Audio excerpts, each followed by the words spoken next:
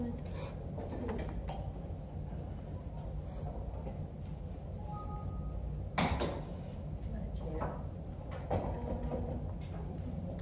We have the walking room here. Did you break your foot? No. No, I just got a cast off of my foot. So I'd like to introduce Marcia. Do you want to do that for you?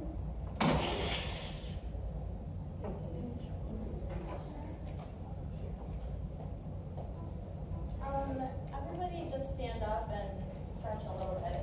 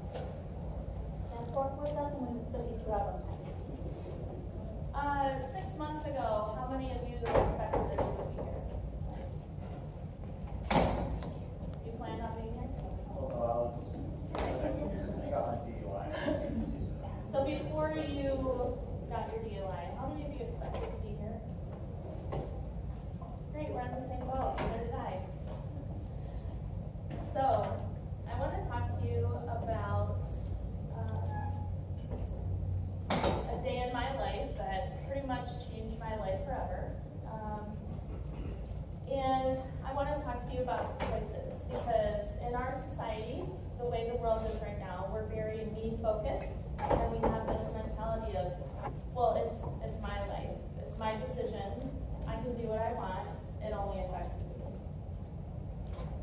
How many of you really believe that the decision that brought you here tonight only affected you?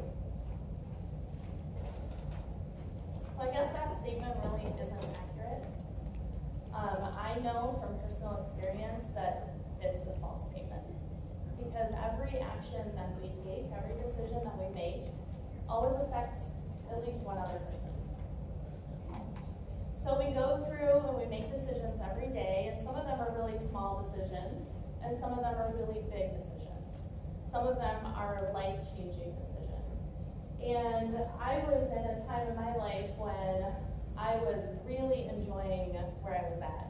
I was into adulthood. I just turned 26 3 days before, and I was working, I was going to school, I was about ready to graduate, and I was on my way home from work, and I was about 2 miles from my home, and I heard sirens, and I thought, well, this is weird. I started looking around, and I couldn't see anything.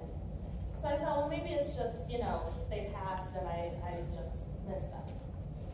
But as I got closer to my exit to home, I started hearing the sirens louder and louder.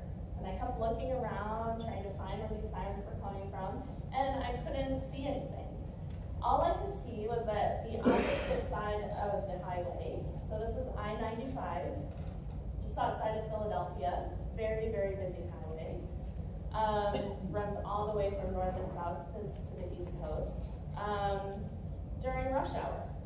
I noticed that the other side of the highway started backing up.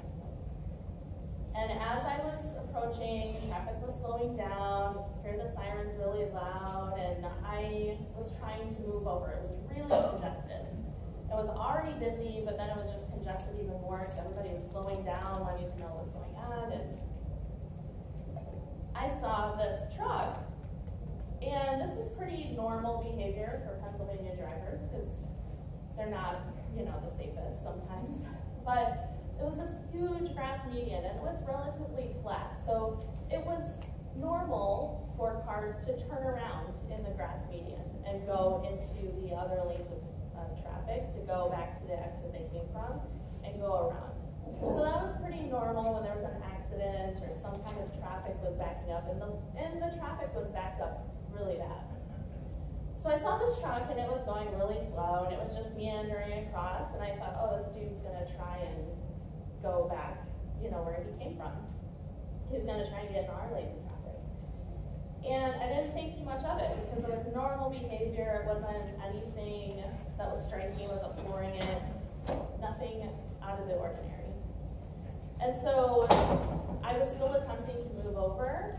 I turned and I looked, and when I looked back, he was right in front of me.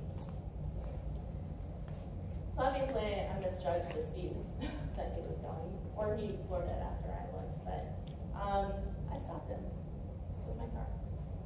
So he hit me head on. I was going about 55 miles an hour, and he was probably going close to that.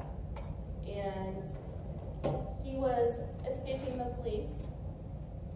He had warrants out for his arrest in multiple states. He had just left the bar where he was served alcohol, and he had a little bit of cocaine in his system. And while at that bar, he contacted his mom, whose husband he stole the car from, and threatened to kill himself if she didn't send him money. Being the smart mom that she was, she played along, but also contacted the state police to let them know where he was. He had a passenger in his car, his girlfriend. He had stolen the car. They went for a little ride up the East Coast to New York City, did some vacationing with a stolen car, stole a plate off another car so he wouldn't get caught with that one. And here's the series of choices that he made that brought me here. It's really easy when we're in situations to compare. We think, my decisions weren't that bad. I wasn't using cocaine. I didn't just come from a bar. That dude definitely needed to be stopped. He definitely needed the police called on him. So it's really easy to compare our situation to someone else's. People compare themselves to me all the time. Oh, I'm not as bad off as you are. Your injuries are so massive. But to me, all pain is relative. So when we're here, we're all in the same boat.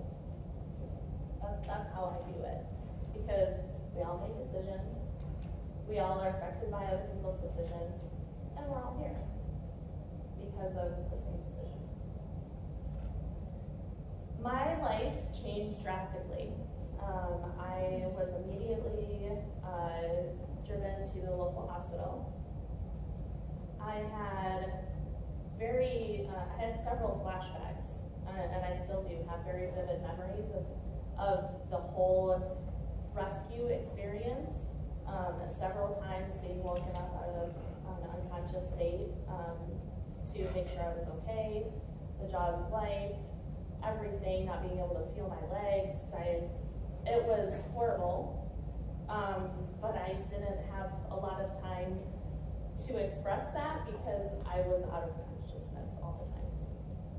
So I was lifted out of my car, out of the roof of my car by probably 4 to 6 firemen.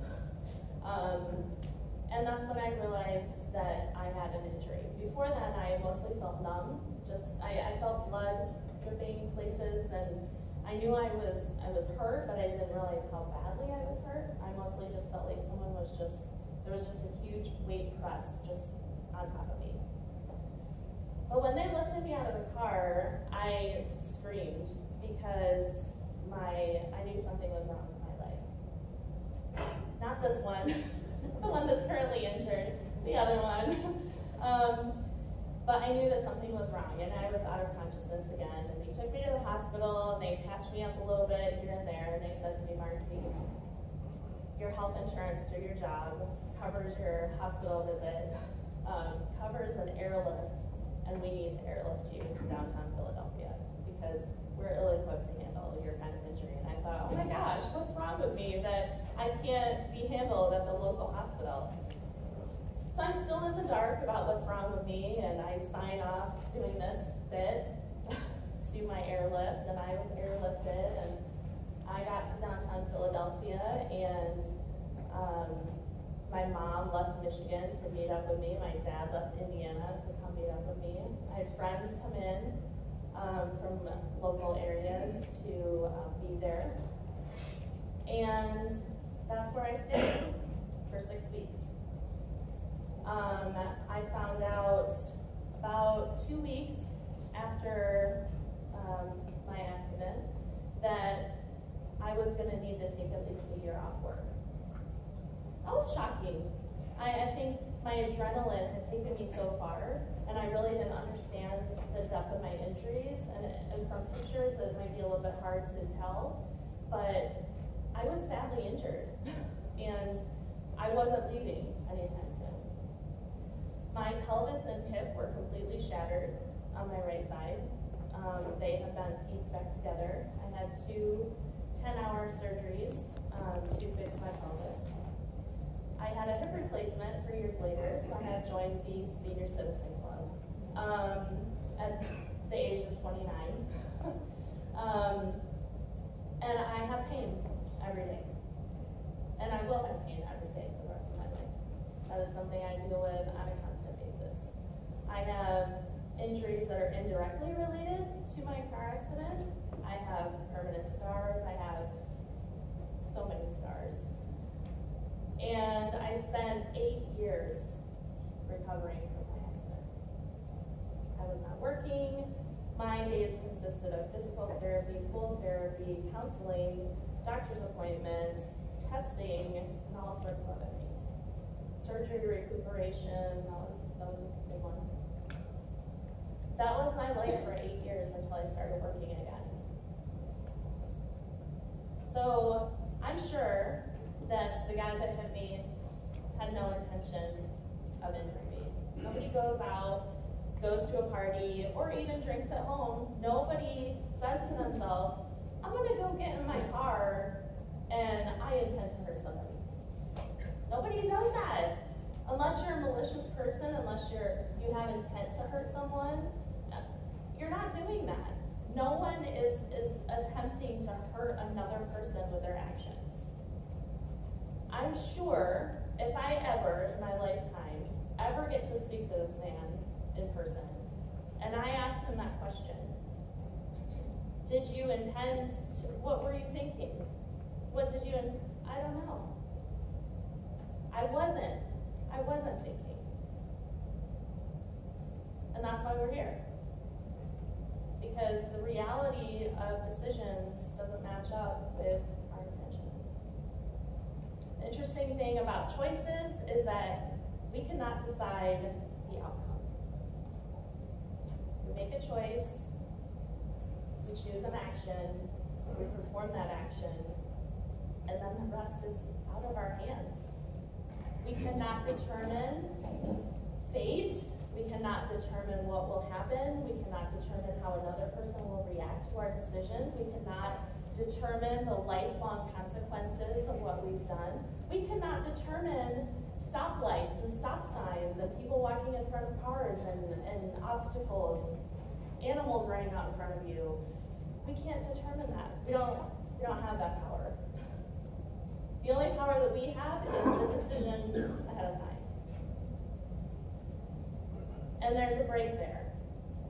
Because this room is packed full of people, and I'm standing here, and somehow the intention of not hurting someone didn't quite make it all the way through to the end. Because by an indication of hands, you all told me that someone else is affected by your decision that brought you here. I think that the coolest part, if you want to say the coolest part about my life and the story that I've had, is that it has an opposite effect on people what the effect was on me. It's turned around, it's flip-sided. I get to be here and I get to talk. Bob doesn't. I get to. I get to be the victim that actually survived. And there are a lot of us. And our lives are affected forever. So I'm going to ask you that when you do get into a situation where you are given a choice, maybe even before that, maybe now, you decide